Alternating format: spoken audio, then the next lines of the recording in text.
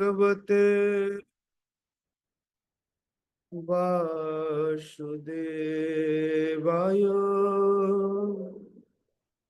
ओम नमो भगवते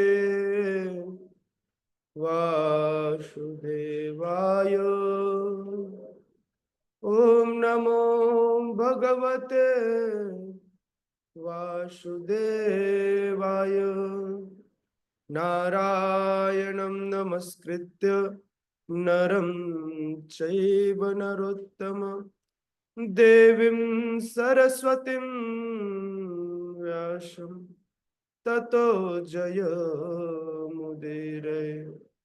नष्टप्रायेषु अभद्रेषु नित्यं भागवत सेवया भगवते उत्तम श्लोके भक्तिर्भवति नैष्टिकी। कृष्णाय वासुदेवाय देवकी नंदनाय च नंदगोपकुमाराय गोविंदाय नमो नमः। ॐ अज्ञानतिमिरन्धस्य ज्ञानञ्जनशलाकया चक्षुरुन्मीलितं येन तस्मै श्रीगुरवे नमः। श्रीचैतन्यमनोभीष्टं स्थापितं येन भूतले स्वयं रूप कदा मह्यं ददाति स्वपदान्तिकम्। वन्देऽहं श्रीगुरोः श्रीयुतापदकमलं श्रीगुरुन् वैष्णवांश्च श्रीरूपं साग्रजातं सहगण रघुनाथान्वितं तं सजीवं साद्वैतं सावधूतं परिजनसहितं कृष्णचैतन्यदेवं श्रीराधा कृष्णपादान् सहगण ललिता श्री विशाखान्वितांश्च नमो विष्णुपादाय कृष्णपृष्ठाय भूतले श्रीमते भक्ति वेदांत स्वामी निति नामिने। नमस्ते सारस्वती देवे गौरवाणी प्रचारिणे निर्विशेष शून्यवादी पाश्चात्य देश तारिणे। वाञ्छा कल्पतरुभ्यश्च कृपा सिन्धुभ्यैव च पतितानां पावनेभ्यो वैष्णवेभ्यो नमो नमः। जय श्री कृष्ण चैतन्य प्रभु नित्यानंद श्री अद्वैत गदाधर श्रीवासादि गौर भक्त वृंद। हरे कृष्णा कृष्णा कृष्णा हरे हरे हरे राम राम राम हरे हरे। मूकं करोति वाचालं पंगुं लंघ्यते गिरिं कृपातमहं वन्दे श्रीगुरुदेवतारिणं परमानंद माधवं श्री चैतन्य ईश्वरम्। हरे कृष्ण। स्वागत है आप सभी का श्रीमद् भगवत गीता के सुबह के सत्र में। आप सभी श्रवण कर रहे हैं भगवत वाणी भगवत गीता। कल हमने श्रीमद् भगवत गीता यथारूप के अध्याय 12, जिस अध्याय का शीर्षक है भक्ति योग, इस भक्ति योग के श्लोक क्रमांक 7 पर चर्चा की थी। आज श्लोक क्रमांक 8 और उसके आगे हम चर्चा करेंगे। जगत गुरु श्रील प्रभुपाद की जय। मय्येव मन आधस्त्व मय्येव मन आधत्स्व मयि बुद्धिं निवेशय निवसिष्यसि मय्येव अत ऊर्ध्वं न संशय। मय्येव मन आधत्स्व मयि बुद्धिं निवेशय निवसिष्यसि मय्येव अत ऊर्ध्वं न संशयः। मय्येव मन आधत्स्व मयि बुद्धिं निवेशय। निवसिष्यसि मय्येव अत ऊर्ध्वं न संशयः। यस, पढ़िए कोमलता माता जी। हरे कृष्ण प्रभु जी, सादा प्रणाम। मय्येव मन आधस्त्व मयि बुद्धिं निवेशय। निवस्यसि मय्येव अतः ऊर्ध्वं न संशयः। यस, सुरेश प्रभु। हरे कृष्ण प्रभु जी, दंडवत प्रणाम। मय्येव मन आधत्स्व मयि बुद्धिं निवेशय। निवसिष्यसि मय्येव अत ऊर्ध्वं न संशयः। हरे कृष्ण। यस, आशिता माता जी। हरे कृष्णा प्रभु जी, दंडवत प्रणाम। मय्येव मन आधत्स्व मयि बुद्धिं निवेशय। निवस्यसि मय्येव अत ऊर्ध्वं न संशयः। हरे कृष्णा। हीना माता जी। हरे कृष्ण प्रभु जी, दंडवत प्रणाम। मय्येव मन आधत्स्व मयि बुद्धिं निवेशय। निवसिष्यसि मय्येव अत ऊर्ध्वं न संशयः। हरे कृष्ण प्रभु। हेमा माता जी। हरे कृष्ण प्रभु जी। मय्येव मन आधस्त्व मयि बुद्धिं निवेशय। निवसिष्यसि मय्येव अत ऊर्ध्वं न संशय। हरे कृष्ण। यश, वसुंधरा माता जी, सॉरी वृंदा माता जी। माता जी, आप ना अपना नाम एडिट कीजिए। जी जी बार बार मैं आपको वसुंधरा कहूंगा ना तो आपकी पुरानी चेतना वापस आएगी और मुझे भी अपराध लगेगा। जी है जी ना? जी तो नाम में केवल वृंदा प्रिया, ताकि आपकी आध्यात्मिक चेतना में मेरे कारण कम से कम कोई खलल ना आवे, है ना। क्योंकि जो हमारा भौतिक नाम होता है वो हमारे भौतिक कार्मिक रिएक्शन से जुड़ा होता है। और जितनी बार हम उस नाम को बार बार दोहराते हैं, स्पेसिफिकली भक्तों को यह ध्यान रखना चाहिए, वैष्णव भक्तों को, कि यदि किसी की दीक्षा हो जाए तो उसको उसके दीक्षित नाम से ही पुकारे, ताकि उसको उसके गुरु की दी गई शुद्ध चेतना अर्थात शिला हमारे मूवमेंट की यह चेतना प्राप्त हो सके।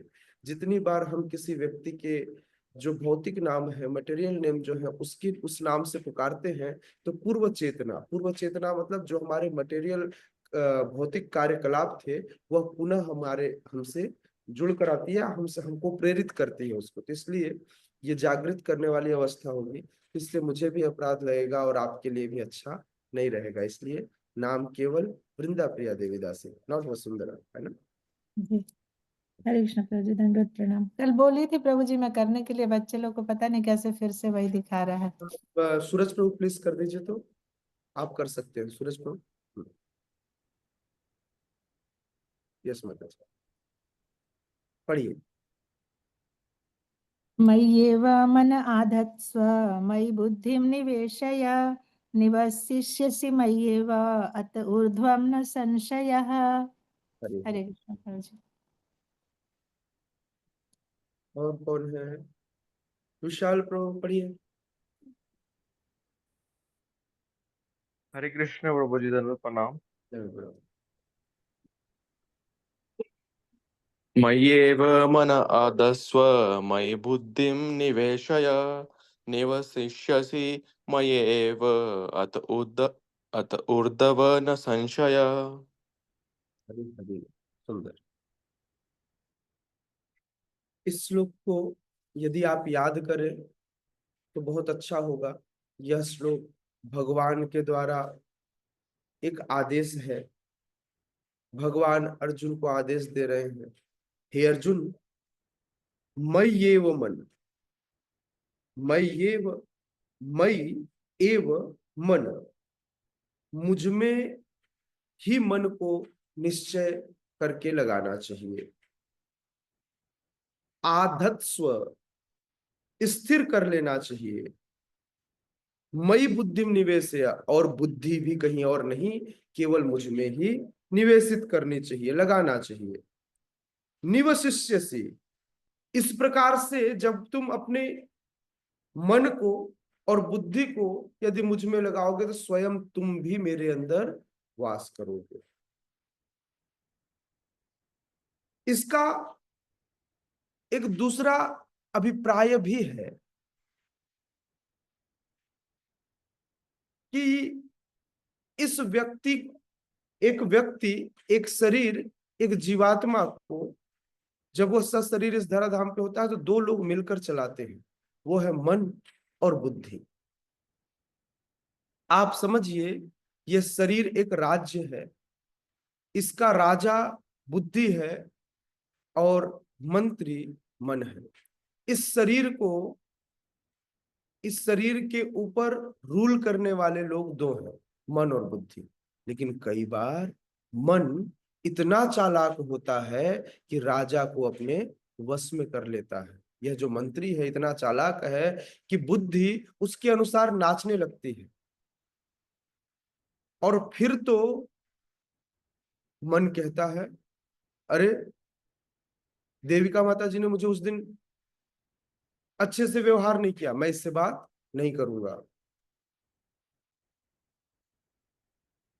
नूतन माता जी के घर मैं क्यों जाऊं, उन्होंने मुझे बुलाया ही नहीं। नहीं नहीं, विशाल प्रभु ठीक नहीं है, वो अपने आप को बड़ा 30 मार खा समझते हैं। लाइक दैट हर व्यक्ति को मन जो है क्या करने लगता है, टीज करने लगता है और उनके साथ कंपटीशन करने लगता है। और इसके बाद धीरे धीरे धीरे ये मन बुद्धि को अपराध में परिणत कर देता है। यदि आप ध्यान से देखें तो मन का काम है राजा के आदेशों का पालन करना, मंत्री का काम है राजा के आदेशों का पालन करना और उन्हें सही सलाह देना। लेकिन ये मन इतना इतना चालाक है कि वह बुद्धि को अपने कंट्रोल में कर लेता है और बुद्धि को अपने अनुसार चलाता है। इसीलिए बार बार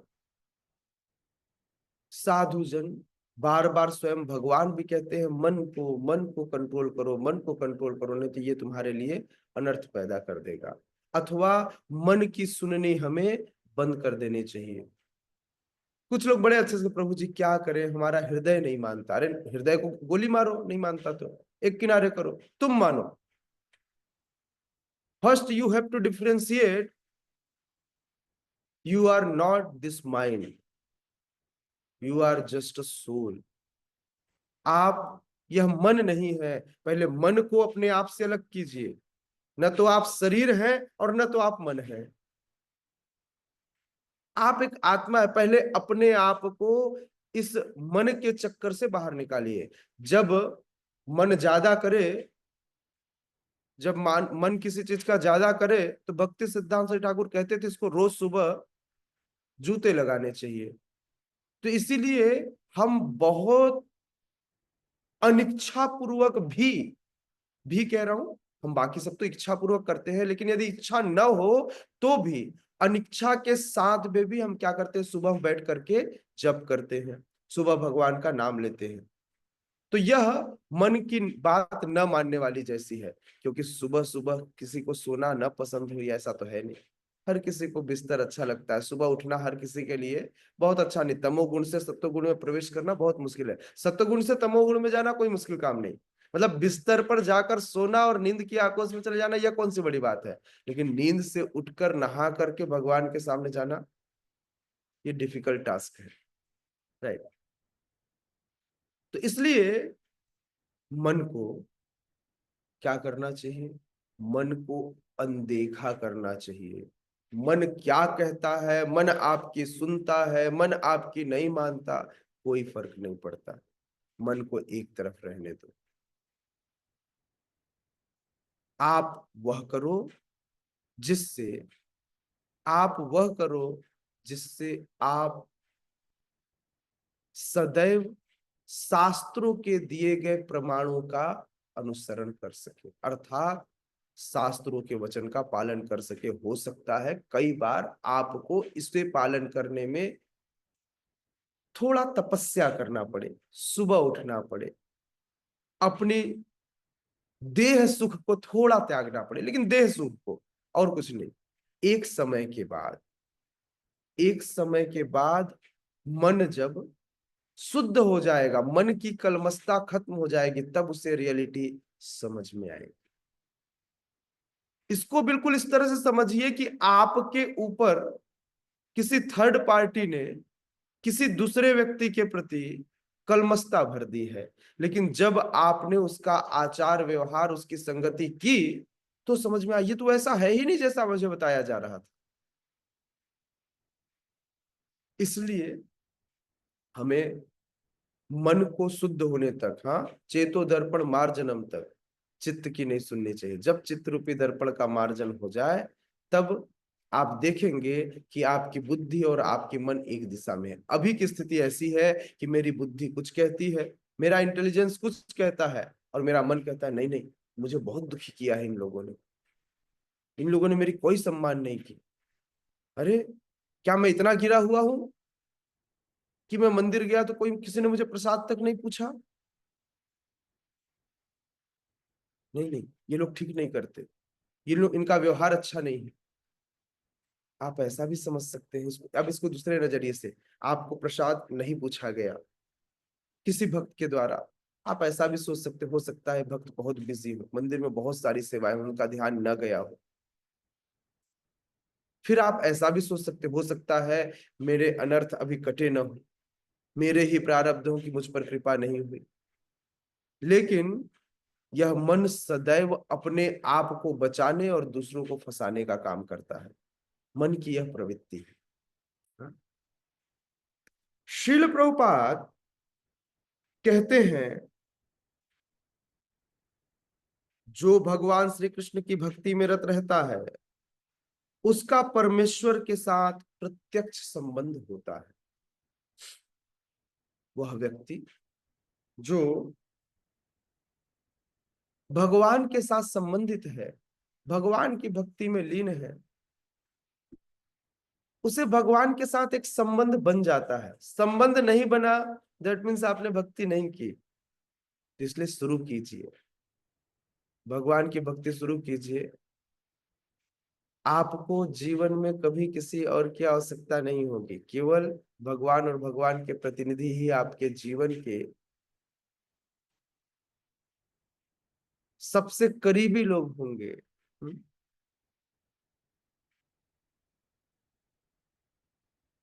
इसलिए भगवान के सेवा करने वाले भक्तों के जीवन की स्थिति अत्यंत दिव्य होती है। भक्त कभी भी भौतिक धरातल पर नहीं होता। अच्छा, एक बात और समझना चाहिए, जब व्यक्ति 16 माला शुरू कर देता है, श्रीला प्रभुपाद के द्वारा बताए गए नियमों का पालन शुरू कर देता है, तो हमें यह नहीं सोचना चाहिए, हो सकता है कि वो अभी भी बाहरी कार्यकलाप में लगा हुआ हो, लेकिन इसके बाद भी पूर्व के अध्यायों में हम पढ़ चुके हैं कि हमें ऐसा नहीं सोचना चाहिए कि यह व्यक्ति मटेरियलिस्टिक है। हमें उसे पूर्णतः भक्त मानकर उसका सम्मान करना चाहिए। तो जो भक्त भक्ति में प्रवेश करता है, उसी समय से वह दिव्य अवस्था को प्राप्त कर लेता है। क्यों? हमारे भक्ति का प्रोसेस क्या है? हरिनाम, भगवान के नाम और भगवान में कोई अंतर नहीं है। There is no difference between नाम एंड नामनी, both are same, right? Both are same. मैं कल बता रहा था, देखिए सेम बात यहां पर आ गई। जब भक्त हरे कृष्ण कीर्तन करता है तो श्री कृष्ण तथा उनकी अंतरंगा शक्ति भक्त की जिह्वा पर नाचते हैं। मतलब कृष्ण अकेले आकर नहीं नाचते, श्रीमती राधा रानी के साथ आकर रास नृत्य करते हैं। आप लोगों को रास नृत्य देखना है, रास नृत्य समझना है, तो बस हरे कृष्ण महामंत्र का जप कीजिए, आपकी जिह्वा पर नृत्य होगा। बस इसे समझने के लिए उन दिव्य चक्षुओं को खोलने की आवश्यकता है, अर्थात चित्त रूपी दर्पण की मार्जन की आवश्यकता है। समयानुसार जैसे जैसे आप करते जाएंगे, आप भगवान की अंतरंग रास नृत्य को अपनी जिह्वा के ऊपर देख पाएंगे हरे कृष्ण महामंत्र के कीर्तन के साथ। चैतन्य महाप्रभु रास नृत्य करते थे द्वापर युग में, सॉरी कौन से युग में, द्वापर युग में। और कलयुग में, द्वापर युग में चैतन्य महाप्रभु कृष्ण के रूप में रास नृत्य करते थे, और कलयुग में वे इसी हरे कृष्ण महामंत्र से नृत्य करते थे। चैतन्य महाप्रभु का नृत्य रास नृत्य से अभिन्न है। चैतन्य महाप्रभु के द्वारा जब हरे कृष्ण महामंत्र में कीर्तन में जब नृत्य किया गया, तो इस नृत्य को रास नृत्य से अभिन्न मानना चाहिए। इसीलिए भगवान की अंतरंग नृत्य लीला में सभी को प्रवेश नहीं था। जिस प्रकार से रास लीला में किसी को प्रवेश नहीं था, उसी प्रकार से भगवान की इस अंतरंग नृत्य लीला में भी किसी को भी प्रवेश नहीं था।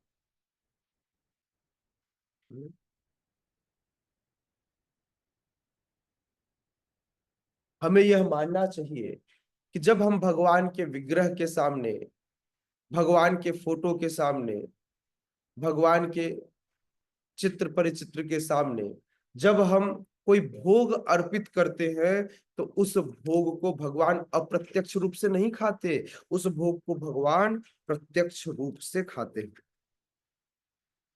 इसमें कोई संदेह नहीं।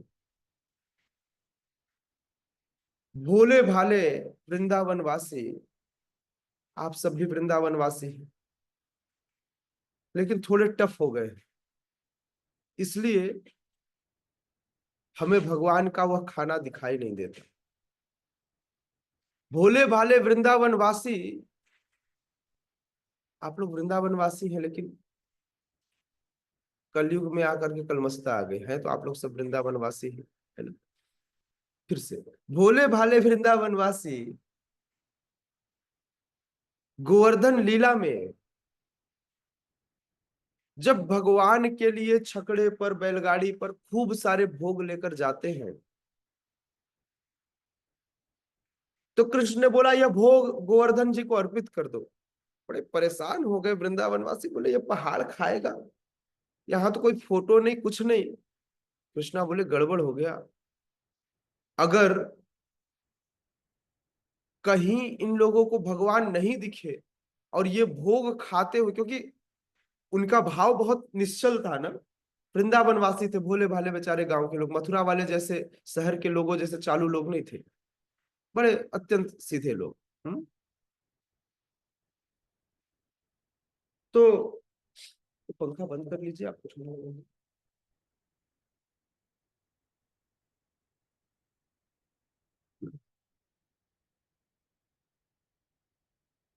तो भगवान ने तुरंत ही आसन लेके बैठिए, आसन लेके बैठिए। हाँ,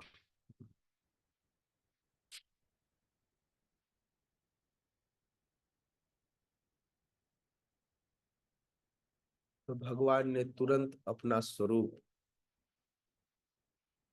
गोवर्धन के ऊपर प्रकट किया, और वृंदावन वासियों के द्वारा लाए गए समस्त भोगों को अपने अनगिनत हाथों से ले लेकर खाने लगे। हर किसी को दो हाथ दिख रहा था, लेकिन भगवान सभी ब्रजवासियों से प्रसाद ले रहे थे। हर किसी को लग रहा था मेरा वाला प्रसाद खाए। और कुछ ही समय में जो गोवर्धन के बगल में गोवर्धन के बराबर अन्नकूट बन गया था, वह सफाचट हो गया, कुछ न बचा। भोलेपन की भी एक सीमा होती है, खाए तो परेशानी और न खाए तो परेशानी। अब जैसे ही खत्म हुआ, तो सारे ब्रजवासी ऐसे कृष्ण की तरफ निहारने लगे, बोले कृष्णा, कन्हैया, लाला, तेरा भगवान ये जो गोवर्धन है, ये तो बड़ा भूखा है, सारा सारा का सारा खा गया। अरे हमने तो कम से कम भोग लगाते थे तो हमारे लिए कुछ प्रसाद बचता था, यहाँ तो कुछ न बचा, अब क्या करें। तो खाना भी परेशानी और नहीं खाना भी परेशानी। इसलिए कन्हैया बोले अरे अभी तो पूजा शुरू हुई है, चलो सब कीर्तन करो और प्रणाम करो। सबने बोला ठीक है, अभी तक तुम्हारी सुने, आगे भी सुन लेते, लेकिन प्रसाद नहीं मिला तो देख लेना। बोले अरे प्रणाम करो तो सही। ब्रजवासियों ने झुककर प्रणाम किया, और जो कृष्ण, जो गोवर्धन स्वरूप है, उन्होंने तुरंत ही वो सारे के सारे थाल एज इट इज भर दिए जैसे थे सबके पास। बोले भाई पहले नहीं खा रहा था तो गड़बड़ था, खा के लौटाना पड़ा। बोले ऐसा तो केवल ब्रजवासी ही कर सकते। तो ऐसे ही आज भी जब मंदिरों में अर्चा विग्रह को भोग लगता है, तो विग्रह सब कुछ केवल देख कर खाते हैं। गुरु महाराज कहते हैं कि भगवान की नजर पड़ते ही वह भोग लग जाता है। तो मैंने पूछा गुरु महाराज ऐसा क्यों? तो फिर गुरु महाराज ने कहा, ब्रह्मा जी ब्रह्म संहिता में कहते हैं, अंगानि यस्य सकलेन्द्रिय वृत्तिमन्ते पश्यन्ति पान्ति, क्या है, पश्यन्ति पान्ति कलयन्ति चिरं जगन्ति। जगन्ते आनंद चिन्मय सदुज्ज्वल विग्रहस्य गोविंदमादि पुरुषम तमहं भजामि। अंगानि यस्य सकल इंद्रिय वृत्तिमन्ति, एक अंग सभी अंग का, अंगानि यस्य सकल इंद्रिय, कोई भी एक अंग, आंख चल सकता है, आंख खा सकता है, आंख सुन सकता है, आंख सूंघ सकता है, आंख पचा सकता है, सब कुछ। जिस प्रकार से आंख सारे काम कर सकता है, उसी प्रकार भगवान के हर एक अंग सारे कार्य कर सकते हैं। हाथ से भी खा सकते हैं, कान से भी खा सकते हैं, कान से भी देख सकते हैं, मुंह से बोल ही नहीं सकते, मुंह से चल भी सकते। तो इसमें भगवान के हर एक अंग पूर्ण अंग है। अंगानि यस्य सकलेंद्रिय वृत्तिमन्ति, इसलिए भगवान की जब नजरें उस भोग पर पड़ती है, तो उस भोग पर नजर पड़ते ही वह भोग लग जाता है। कई बार बोले अरे भगवान को खाने का समय नहीं दिया, कई बार कुछ सेकंडों में भोग लगता है, ऐसे भगवान के सामने आता है निकल जाता है, आता है निकल जाता है। बोले भगवान को खाने में कितना? तो भगवान को खाने में उतना समय लगा जितना आपको पलक झपकाने में। समझ में आया? मतलब कई बार ऐसा, लेकिन फिर भी जब आप घर में भोग लगाते हैं तो आपको समय देना चाहिए। आपको ऐसा समझना चाहिए कि भगवान को थोड़ा आराम से खाने दें। ऐसा नहीं कि भैया प्रभु जी ने तो कहा था कि प्रभु भगवान देख कर भी खा लेते, भगवान देख लिए, चलिए अब चलते हैं। तो सिर्फ देख करके गायब नहीं कर लेना है अपने चक्कर में। मैं सिर्फ बता रहा हूं, जब फेस्टिवल्स के दिन होते हैं, उत्सव के दिन होते हैं, तो हम कुछ सेकंडों में भोग लगाकर निकाल देते हैं, कुछ सेकंडों में, है ना। तो भगवान देख, हम भगवान को कहते हैं भगवान आज आपको ऐसे ही खाना है ना। तो ये भोग का तरीका है, तो हम उनको खिलाते हैं। तो मैं बता रहा था कि हम जब भगवान को भोग लगाते हैं, तो हमें यह सोचना चाहिए, हमें यह जानना चाहिए कि भगवान उस भोग को खाते हैं। Doctor TD. सिंह, कितने लोगों ने नाम सुना है इनका? जिनका नाम हुआ, क्या नाम हुआ? शिला प्रभुपाद के शिष्य जो साइंटिस्ट थे, किसी को पता है? नहीं हाँ, प्रभु जी। नहीं पता। Okay, life comes from life जिन्होंने लिखा है, ठीक है, देख के आइएगा। बाद में ये सन्यासी हुए, नहीं बताऊंगा, आप लोग सर्च कीजिए। बाद में ये सन्यासी हुए, ये साइंटिस्ट थे, डॉक्टर टी.डी. सिंह। ये अपने रिसर्च लैब में रिसर्च कर रहे थे, तब वो शिला प्रभुपाद को इन्होंने फॉलो करना शुरू कर दिया था। और शिला प्रभुपाद को फॉलो करते ही नो ओनियन नो गार्लिक्स के साथ डॉक्टर टी.डी. सिंह भगवान को भोग लगाकर ही कुछ खाते थे। रिसर्च करते करते उनको भूख लगी, तो वहां कोई प्रसाद तो था नहीं, कुछ फ्रूट्स रखे हुए थे, उन्होंने उस फ्रूट्स को धोया। उनके पास एक छोटी सी चित्र थी, एक भगवान की फोटो थी, उसके सामने रखा, शिला प्रभुपाद के द्वारा सिखाए गए मंत्रों का पाठ किया, भगवान को भोग लगाया, और भोग लगा करके वे खाने लगे। तो उनका एक साथी मित्र था, वैज्ञानिक मित्र, वो कहता है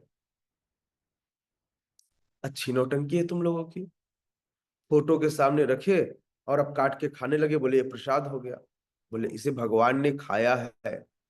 फेथ से कहा क्या इसे भगवान ने खाया है? बोले भगवान ने खाया है, ये तो कैसे खाया है?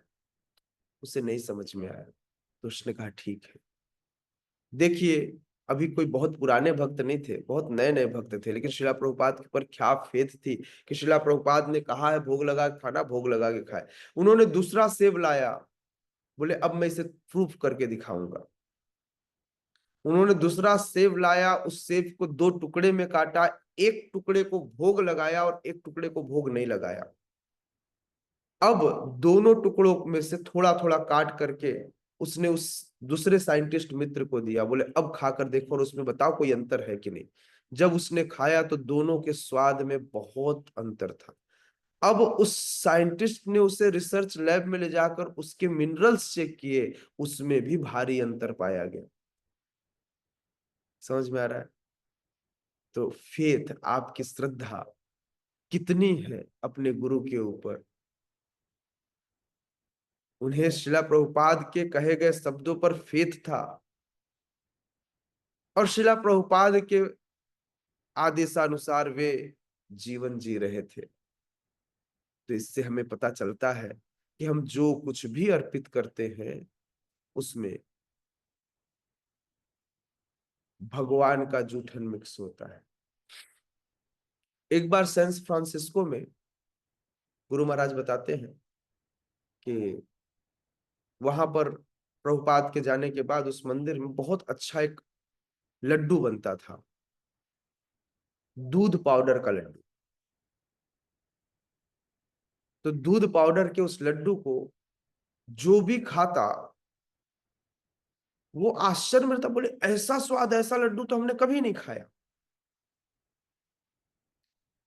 तो जो भक्त थे, जो भोग लगाते थे, उनसे पूछा आप ये कैसे बनाते हैं? तो उसने प्रोसेस बताया कि फला मार्केट में जाकर ये दूध पाउडर लाता हूँ, इसमें थोड़ा शक्कर पीस के मिलाता हूँ, गोला बनाता हूँ और गोला बना करके भगवान को भोग लगा के दे देता हूँ। सिंपल सा प्रोसेस। बोले बस इतना? बोले हाँ बस इतना। सेम प्रोसेस, सेम अमाउंट जितना बताया था वो जाकर बनाया और जाकर बना करके उसने जाकर के बना करके खाया, उसमें वो टेस्ट ही ना आया। फिर दूसरे दिन आया, बोले तुम मुझे बेवकूफ समझते हो? तुमने मुझे बताया ना इसमें कुछ सीक्रेट इंग्रेडिएंट है जो तुम मुझे नहीं बता रहे हो। अब वो भक्त सोचने लगा मैं क्या बोलूं इसको। अब उस सीक्रेट इंग्रेडिएंट को कैसे दिखाया जावे, क्योंकि उस लड्डू के अंदर भगवान की मुख की लार मिली हुई है, भगवान का उच्छिष्ट है। वो हम कहाँ से लाए? वो तो भगवान ही दे सकते हैं। अब लार मेरे पास इकट्ठा तो है नहीं कि मैं डाल दूं उसमें। यस, सीक्रेट इंग्रेडिएंट तो है हमारे पास, लेकिन मैं दे नहीं सकता। समझ में आया? तो आप सेम चीज घर पे बनाइए, आप सेम चीज, वही चीज भगवान को भोग लगा कर पाइए, दोनों में बहुत अंतर होगा। यस वृंदा माता जी, आप हरे म्यूट। कृष्ण प्रभु जी। जी माता जी। सादर प्रणाम प्रभु जी। ये अनुभव मेरा भी है, जब पहले भोग नहीं लगता था तो उस समय आज ऐसा बना है, आज ऐसा बन गया, इसमें ये कम हो गया, ये अधिक हो गया। लेकिन जब से भोग लगने लगा प्रभु जी, मतलब कोई चीज कम अधिक होती नहीं, पूरी परफेक्ट और इतना टेस्टी बनता है।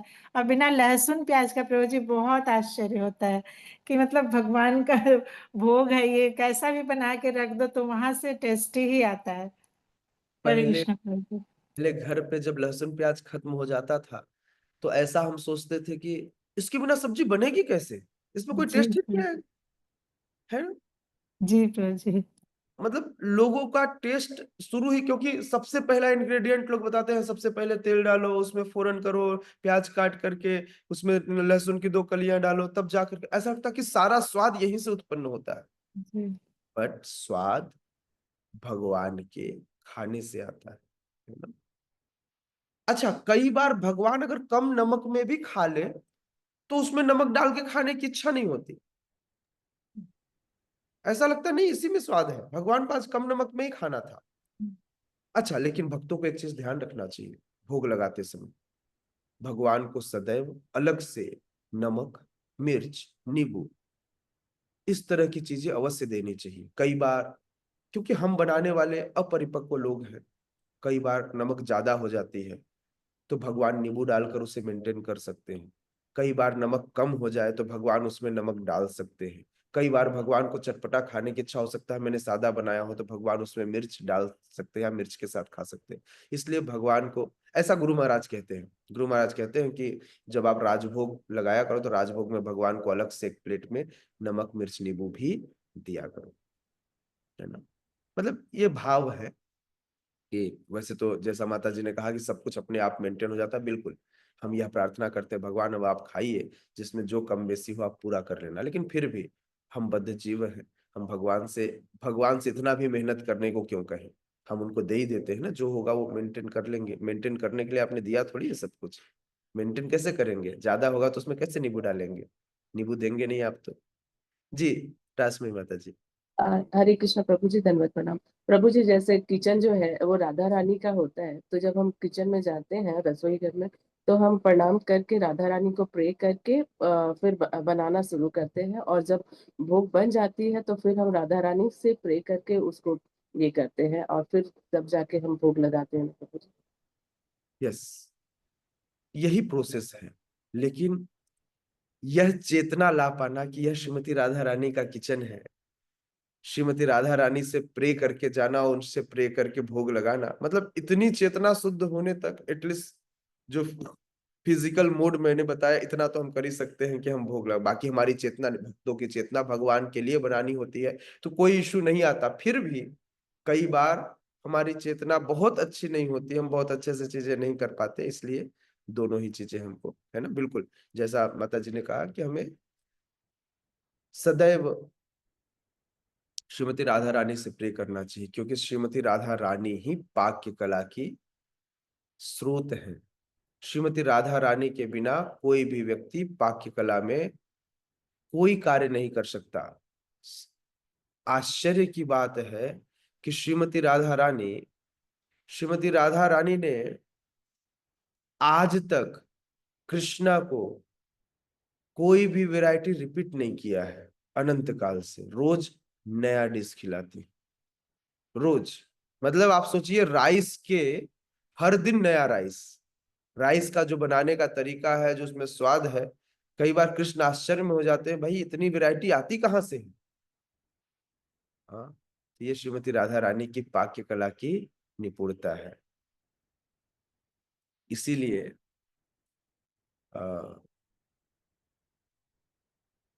हमारे गुरु जो शिला प्रभुपाद है या उनके प्रतिनिधि हैं, जो गुरुवर है, जितने भी गुरु हैं, ये गुरु कौन है, तो ये गुरु वे हैं जो श्रीमती राधा रानी और उनकी सखियों को भगवान की लीला में सहायता करते हैं।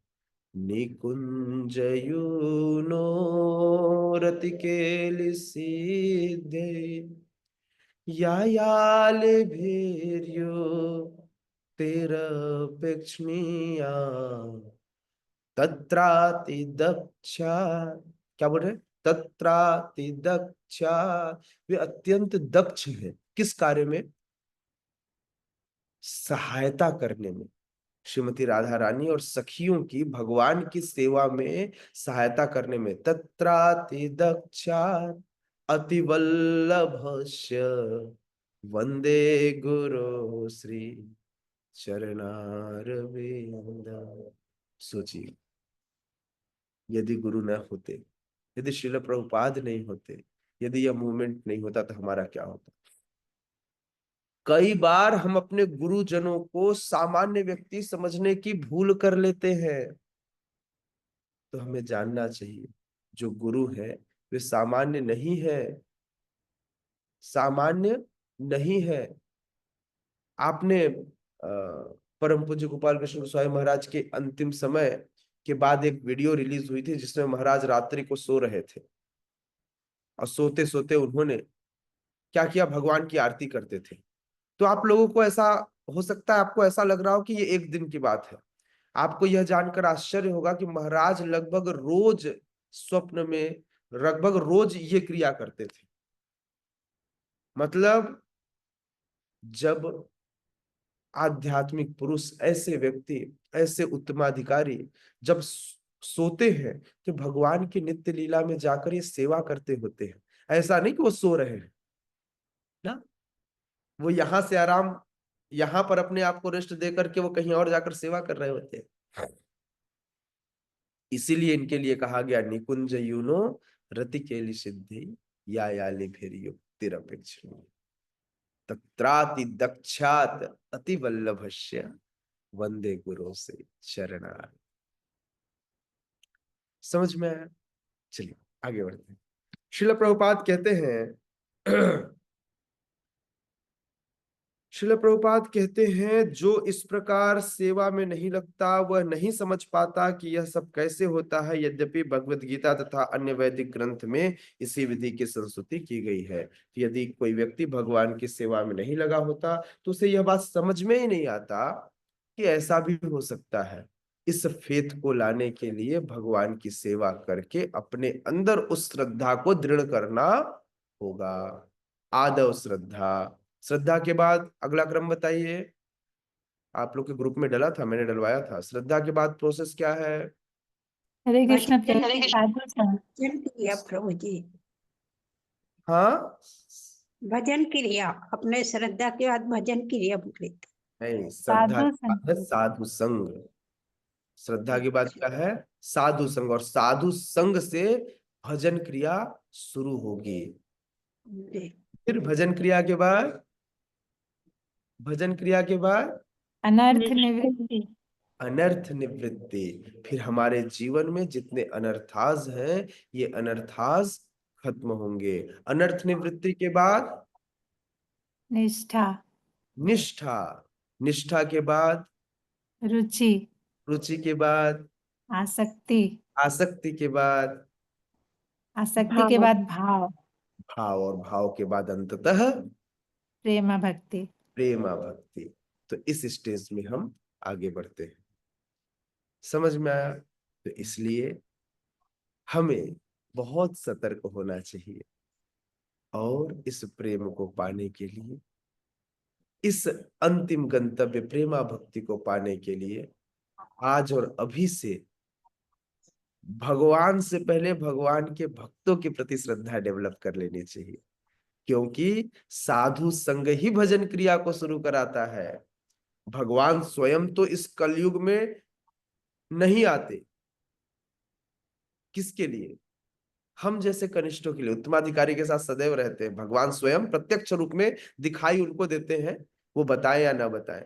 लेकिन हमारे लिए तो नहीं आएंगे, तो हमारे लिए अपने प्रतिनिधियों को भेजते हैं, है ना? तो हमें इसलिए साधु संग बहुत निष्ठा के साथ, है ना, साधु संग, साधु के प्रति श्रद्धा, है ना, भक्तों के प्रति, वैष्णव के प्रति श्रद्धा रखनी चाहिए। चलिए आगे बढ़ते हैं। अथ चित्तम समाधातुम न शक्नोषि मयि स्थिरम अभ्यास योगेन ततो मम इच्छाप्तुम धनंजय।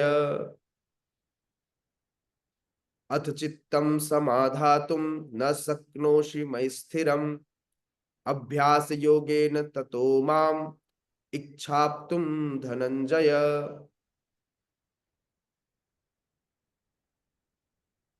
अथ चित्तम समाधातुम न शक्नोषि मयि स्थिरम अभ्यास योगेन ततो माम इच्छाप्तुम धनंजय। यस, पढ़ेंगे। यस को लता माता जी पढ़िए। हरे कृष्ण प्रभु जी। अथ चित्तं समाधातुं न शक्नोषि मयि स्थिरम् अभ्यासयोगेन ततो मामिच्छप्तुं धनंजय। हरे हरे। हेमा माता जी। हरे कृष्ण प्रभु जी। अचित्तं समाधातुं न शक्नोषि मयि स्थिरम् अभ्यास योगेन ततो माम इच्छाप्तुं धनंजय। हरे हरे कृष्ण। आशिता माता जी। हरे कृष्णा प्रभु जी। अथ चित्तं समाधातुं न शक्नोषि मयि स्थिरम् अभ्यासयोगेन ततो माम् इच्छाप्तुं धनंजय। हरे कृष्णा। हरे हरे। यस विशाल प्रो। हरे कृष्ण प्रभु जी। अथ चित्तं समाधातुं न शक्नोषि मयि स्थिरम् अभ्यासयोगेन ततो माम् इच्छापतुं धनंजय। वृंदा प्रिया माता जी। हरे कृष्ण प्रभु जी। अथ चित्तं समाधातुं न शक्नोषि मयि स्थिरम् अभ्यासयोगेन ततः मामिच्छा आप्तुं धनंजय। हरे हरे। यस नेक्स्ट राष्ट्रमेय। हरे कृष्ण प्रभु जी। अचित्तं समाधातुं न शक्नोषि मया स्थिरम् अभ्यासयोगेन ततो मम इच्छा आस्तुं धनंजय। हरे कृष्ण प्रभु जी। सुंदर। जोगिनी माता जी। हरे कृष्ण प्रभु जी, धन्यवाद प्रणाम। अथ चित्तं समाधातुं न शक्नोषि मयि स्थिरम् अभ्यास योगेन ततो मामिच्छाप्तुं धनंजय। हरे हरे। हिना माता जी। हरे कृष्ण प्रभु जी, दंडवत प्रणाम। अथ चित्तं समाधातुं न शक्नोषि मयि स्थिरम् अभ्यास योगेन ततो माम् इच्छाप्तुं धनंजय। हरे कृष्ण। थैंक यू माता जी। भगवान भक्ति के दो विधियों का वर्णन कर रहे हैं। इस श्लोक से समझ में आ रहा, कह रहे हैं अथ चित्तम, हे अर्जुन, यदि तुम्हें अपने चित्त को समाधातु मुझ में लगाने में न शक्नोसी क्षमता न हो, यदि तुम अपने मन को मुझ में न लगा पाओ, मई स्थिरम मुझ पर स्थिर न कर पाओ, तो एक काम करो, अभ्यास योगेन ततो माम इच्छाप तुम धनंजय। तो तुम भक्ति योग के अभ्यास योगेन ततो माम, अभ्यास करो किसका? भक्ति योग का। इसके विधि विधानों का पालन करो। इस प्रकार से माम इच्छाप्तुम धनंजय, तुम्हें मुझे प्राप्त करने की इच्छा उत्पन्न करनी चाहिए। भगवान कह रहे हैं हे अर्जुन, क्या करो? पहले तो मन स्थिर नहीं हो पा रहा है तो कोई बात नहीं, वैसे विधि अच्छी है कि यदि आप तुम मुझ पे मन को स्थिर कर पाओ, जैसा ध्रुव महाराज ने भगवान के चरण कमलों में अपने मन को स्थिर किया। यह सबके लिए आसान नहीं है। तो फिर दूसरा विधि सबसे अच्छा, विधि विधानों का पालन करते हुए भगवान की सेवा करना, जो प्रोसेस शिला प्रभुपाद ने हमको दिया। क्या किया? सुबह जबरदस्ती ले जाके मंगल आरती में खड़ा कर दिया, फिर बोले तुमसे कुछ होगा नहीं तो एक काम करो, गुरु की शरण में जाओ, तो गुरु पूजा का समय दे दिया ताकि गुरु आपकी सहायता कर सके, क्योंकि उनको पता था कि कलयुगी लोग हैं, खुद से इनके पास कुछ नहीं हो पाएगा। तो इसलिए गुरु पूजा भक्ति के 64 अंगों में से 44 अंग सुबह 4:30 बजे से लेकर, एक्चुअली सुबह 4 बजे से लेकर सुबह 9 बजे तक भक्ति के 44 अंग पूरे हो जाते हैं। बाकी बचा हुआ जो 20 अंग है, वह 20 अंग इस सुबह 9 बजे से रात के 9 बजे तक, रात के 10 बजे तक, भगवान के शयन तक पूरा होता है। तो इस तरह से भक्ति के 64 अंग, जो कि भक्ति रसामृत सिंधु में रूप गोस्वामी पाद लिखते हैं, वह 64 अंग पूरे हो जाते हैं एक दिन में। हमारे श्रीला प्रभुपाद के द्वारा दिए गए दिन भर के इस प्रोसेस को करने से कुछ नहीं करना, केवल जीवन जीना है भगवान के लिए। आपके 64 अंग पूरे, है ना।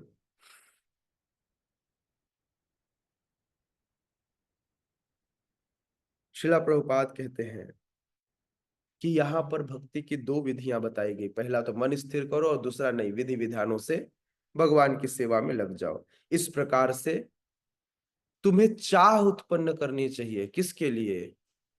भगवान मेरी अच्छे लड़के से शादी करा दो, भगवान एक अच्छी लड़की दिला दो। नहीं, भगवान आप मिल जाओ, केवल आपकी सेवा मिल जाए। हाँ, न अच्छा बेटा चाहिए, न अच्छी बेटी चाहिए, न अच्छा पति चाहिए, न अच्छी पत्नी चाहिए, मुझे तो केवल आप चाहिए।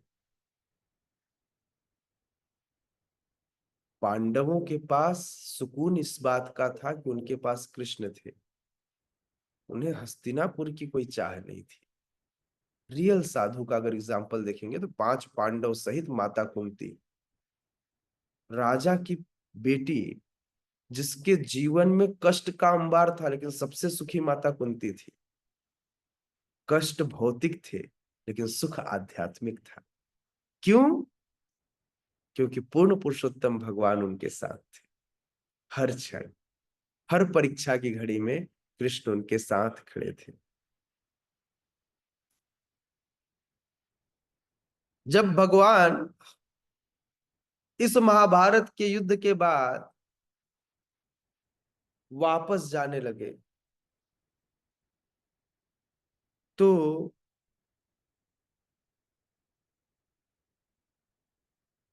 माता कुंती आकर भगवान से कहती हैं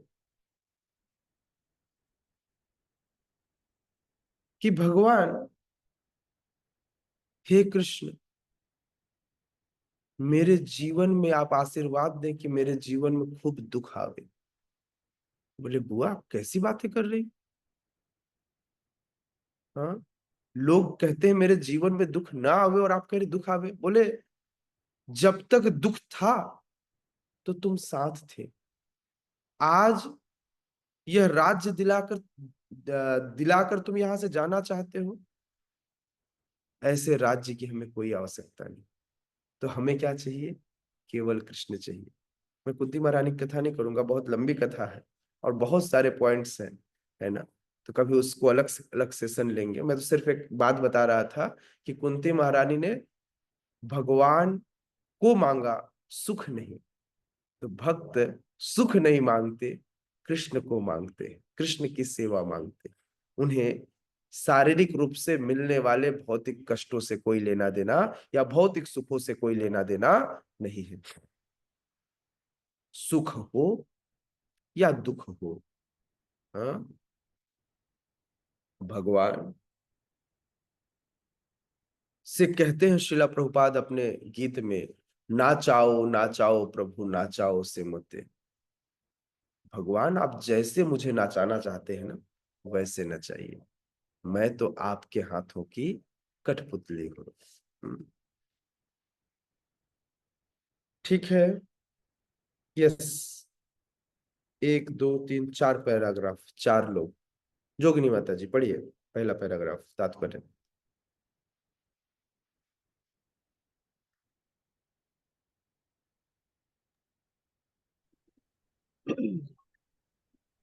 पूरा तात्पर्य। पहला पैराग्राफ इस पढ़िए। जी इस श्लोक में भक्ति योग की 2 पृथक पृथक विधियां बताई गई हैं। पहली विधि उस व्यक्ति पर लागू होती है जिसने दिव्य प्रेम द्वारा भगवान कृष्ण के प्रति वास्तविक आसक्ति उत्पन्न कर ली है। दूसरी विधि उसके लिए है जिसने इस प्रकार से भगवान कृष्ण के प्रति आसक्ति नहीं उत्पन्न की। इस द्वितीय श्रेणी के लिए नाना प्रकार के विधि विधान है जिनका पालन करके मनुष्य अंततः कृष्ण आसक्ति अवस्था को प्राप्त हो सकता है। समझ गए हम लोग किस में बिलोंग करते हैं? मतलब स्पेसिफिकली मैं सबकी बात नहीं कर रहा हूँ, मेरी जो ये स्थिति है ये दूसरी विधि है जहां पर हमें विधि विधानों को पालन करने की आवश्यकता है। यस, नूतन माता जी पढ़िए। हरे कृष्णा प्रभु जी। भक्ति योग इंद्रियों का परिष्कार है। संसार में इस समय सारी इंद्रियां सदा अशुद्ध है क्योंकि वे इंद्रिय तृप्ति में लगी हुई है। लेकिन भक्ति योग के अभ्यास से ये इंद्रियां शुद्ध की जा सकती हैं और शुद्ध हो जाने पर वे परमेश्वर के सीधे संपर्क में आती हैं। इस संसार में रहते हुए मैं किसी अन्य स्वामी की सेवा में रत हो सकता हूँ, लेकिन मैं सचमुच उसकी प्रेमपूर्ण सेवा नहीं करता। मैं केवल धन पाने के लिए सेवा करता हूँ और वह स्वामी भी मुझसे प्रेम नहीं करता है। वह मुझसे सेवा कराता है और मुझे धन देता है। अतः प्रेम का प्रश्न ही नहीं उठता। लेकिन आध्यात्मिक जीवन के लिए मनुष्य को प्रेम की शुद्ध अवस्था तक ऊपर उठना होता है। यह प्रेम अवस्था इन्हीं इंद्रियों के द्वारा भक्ति के अभ्यास से प्राप्त की जा सकती है। हरे कृष्ण। अरे बहुत समझ में आ रहा है। इस भौतिक जगत में हम जिससे भी जुड़े हुए हैं, इस भौतिक जगत में कहीं ना कहीं हर व्यक्ति एक दूसरे से स्वार्थ सिद्ध करता है, किसी भी प्रकार से, है ना। क्या करता है? स्वार्थ सिद्ध करता है, निस्वार्थ कोई कुछ नहीं करता। लेकिन भगवान वे हैं जो निस्वार्थतः सभी लोगों को प्रेम करते हैं, समस्त जीवों को बिना किसी स्वार्थ के वे सब कुछ प्रदान करते हैं। यही अंतर है हम बद्ध आत्माओं में और भगवान के शुद्ध वैष्णवों में, जिन्हें कुछ नहीं चाहिए, जिन्हें स्वयं के लिए कुछ नहीं चाहिए। एक बार शिला प्रभुपाद जब खूब बीमार थे, शिला प्रभुपाद की अंतिम लीलाओं के समय की बात है कि साउथ से एक प्रकांड विद्वान ज्योतिष आए और उन्होंने प्रभुपाद से मिलने की इच्छा जाहिर की। प्रभुपाद बीमार थे। तमाल कृष्ण गोस्वामी महाराज और बाकी भक्त जो अभी महाराज के, गुरु महाराज की अपनी सेवा कर रहे थे, प्रभुपाद की सेवा कर रहे थे, उन्होंने मिलाने से मना कर दिया। लेकिन उन्होंने जिद किया और प्रभुपाद को जब पता चला कि कोई उनसे मिलने आया, प्रभुपाद ने कहा उन्हें मेरे पास लेकर आओ। प्रभुपाद ने उनसे मिला। प्रभुपाद से जब वो मिला तो वो प्रभुपाद से कहता है कि प्रभुपाद, आप जो कार्य कर रहे हैं, यह कार्य संसार में ऐसा कोई व्यक्ति न तो पहले था न बाद में होगा जो ऐसा कार्य करेगा, किंतु आपको ये जो कष्ट मिल रहा है, इस कष्ट का कारण मुझे पता है। प्रभुपाद मुस्कुराए और बोलते हैं, बताइए क्या है मेरे कष्ट का कारण?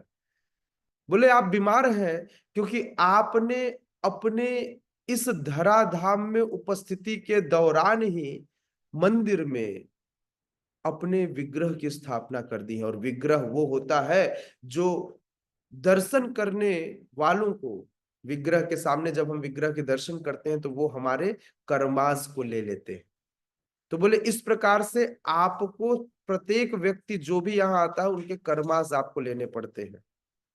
तो प्रभुपाद ने बोला, यस आई नो, ये मैं जानता हूं। बोले, आप जानते हो फिर भी आप अपने विग्रह की स्थापना कराए, आपको और कष्ट होगा।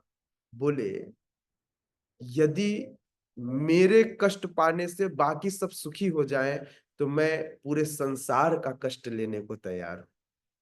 ऐसे होते हैं वैष्णव, स्वार्थ रहित, जिनके जीवन में कोई स्वार्थ नहीं होता। वे सब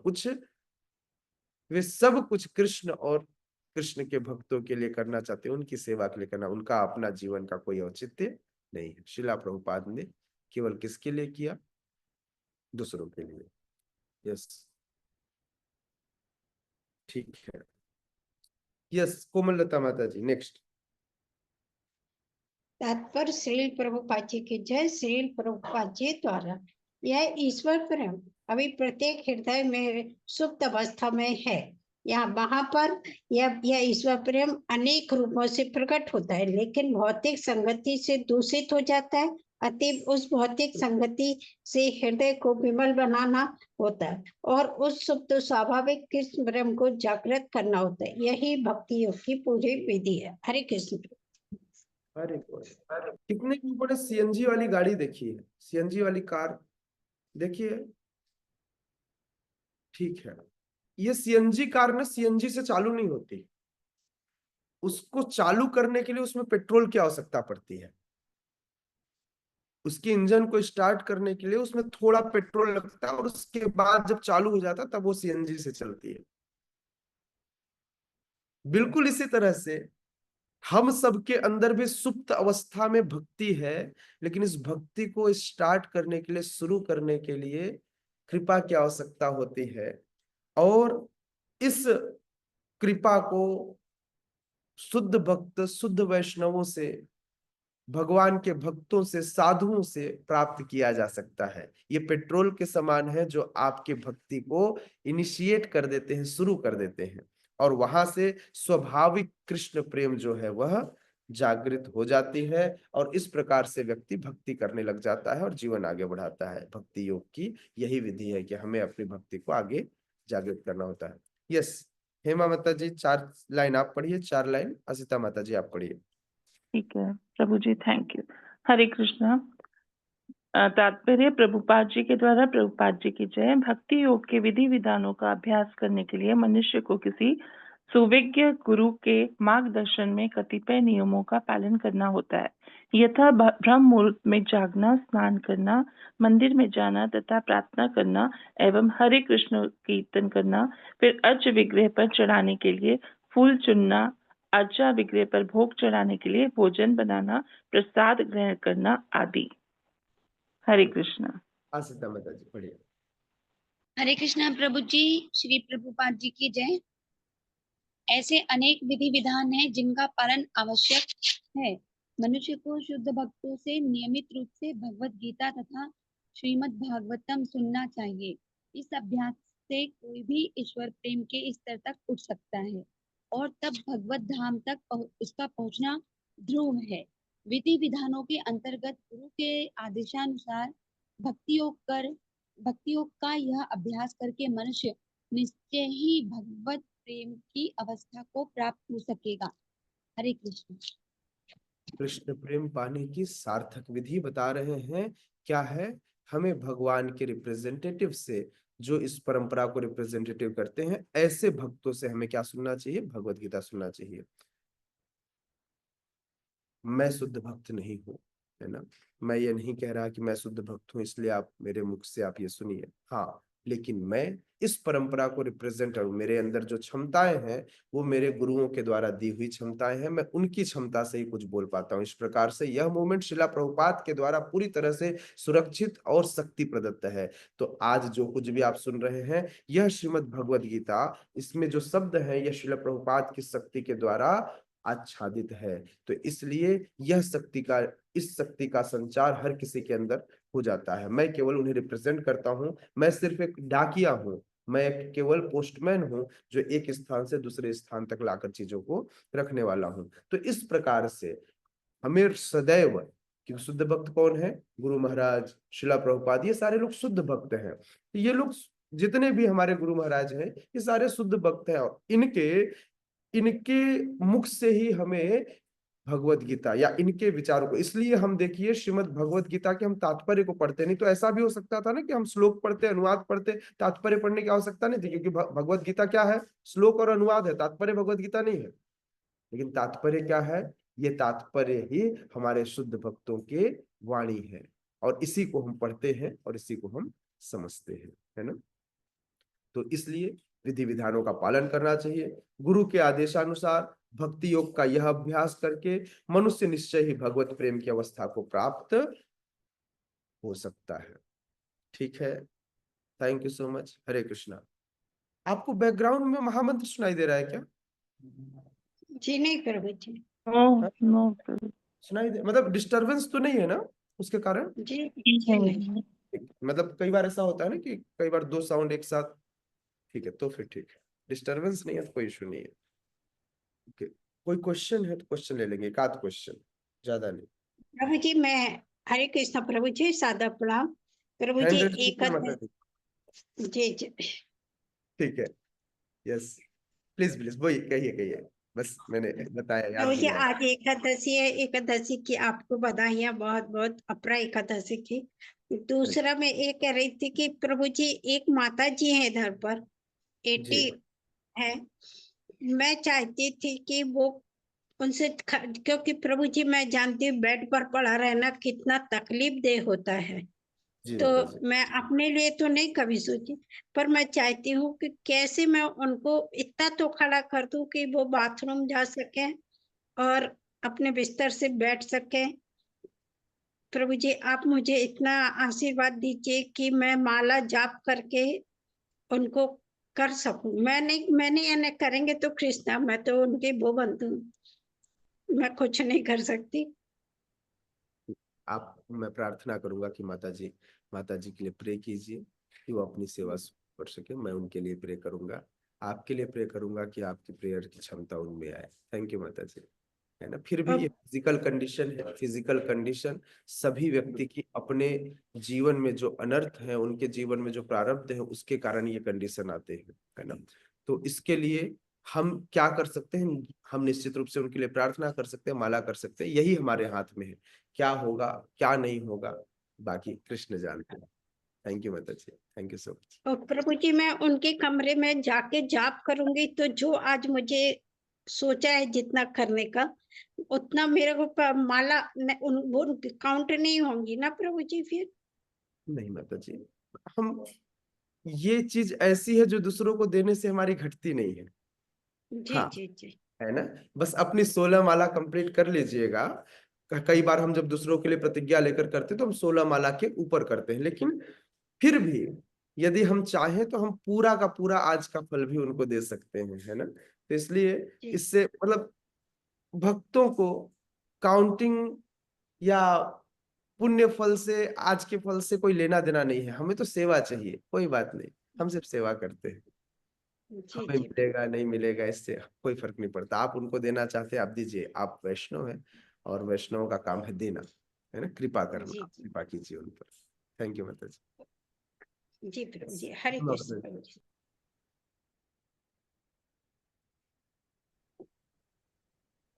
हरे कृष्ण प्रभु जी। जी माता जी। प्रभु जी, प्रभुपाद जी का फर्स्ट विग्रह वृंदावन में ही स्थापित हुआ था।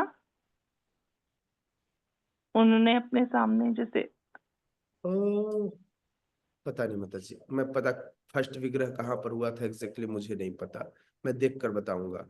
लेकिन मैंने जो ठीक है। घटना बताई वो वृंदावन की है। हाँ जी, ठीक है, बाकी थैंक यू। एग्जैक्टली मुझे नहीं पता, क्योंकि प्रभुपाद ने गुरु पूजा करानी तो फॉरेन में ही शुरू, क्योंकि प्रभुपाद ने गुरु पूजा का सिस्टम दिया, क्योंकि जब उन्होंने देखा कि भक्तों के अंदर डायरेक्ट भगवान की सेवा करने की प्रवृत्ति नहीं है, ये नहीं कर पाएंगे, इससे उन्हें अपराध लगेगा, तो सारे अपराध स्वयं तक आकर प्रभुपाद ने रोकने के लिए इस गुरु सेवा का, गुरु पूजा का परंपरा जो है यहाँ पर डाला। ठीक है, थैंक यू प्रभु जी। अरे बोला जगत गुरु श्रील प्रभुपाद की जय, श्रीमद् जय भगवत गीता यथारूप की जय, उपस्थित गौर जय। भक्त की जय, निताय निताय बहुत हरे हरि। क्या बोल रही है हरी प्रीतिमा? हरी बोल।